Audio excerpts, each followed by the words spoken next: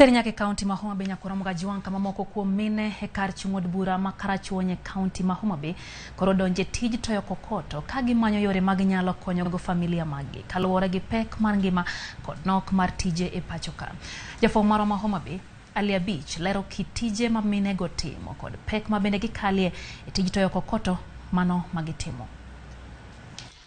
Ma en gweng' madiedo kar chung'od bura ma Karachuonyo odiochieng' rieny makech to kata kamano kech mar chieng' ok obadho minegi ka giseriyo ka gimanyo yuto gi mapile ka pile ka tijgi en toyo kokoto, tich ma kinde ma okalo yande neno kaka mano ma joma chuo kende ema ne nyalo timo.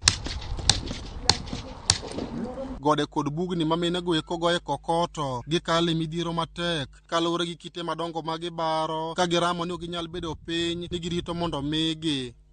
Florence Atieno mawuok e gweng' ma Oki osetiyo tij toyo kokoto kuom higni 4. Kokoto en tich matek kuomwa joma mine to wadonja nikech kaka wanyalo konyore onge mondo mi water nyithindwa sikul wayud kaka wanyalo chiemo. En tich ma most joma chuo ema ne time. Kogoye hip achiel kor ka nyalo yudo siling 200 en pesa matin ndi ka nyalo wuok ne chak okinyi saa 1 nyaka saa 12 odhiambo kor ka yudo siling 200. Mine gi mondo kinyi kokinyi e gode kuonde ma gitoye kokoto mondo giyud kaka ginyalo konyore miechgi ka giwacho ni thothgi bende puonjo nyithindgi mana kokalo tijno kata bed ni ok en tich mayot kod joma mine. Mae tich mwapuonjo go nyithinde skul e mwatimo gimoro amora kata ute wakwadok chien to tijni ema konyowa yo moro amora.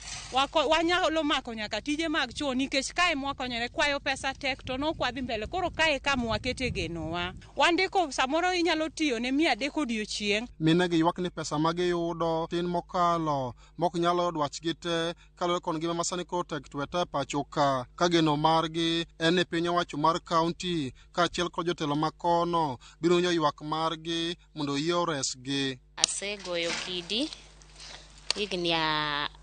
bang' higa matin asegoye tok higni 3 lakini en tich matek nikech wachake okinyi chieng' chamowa pesa ma wayudo tin.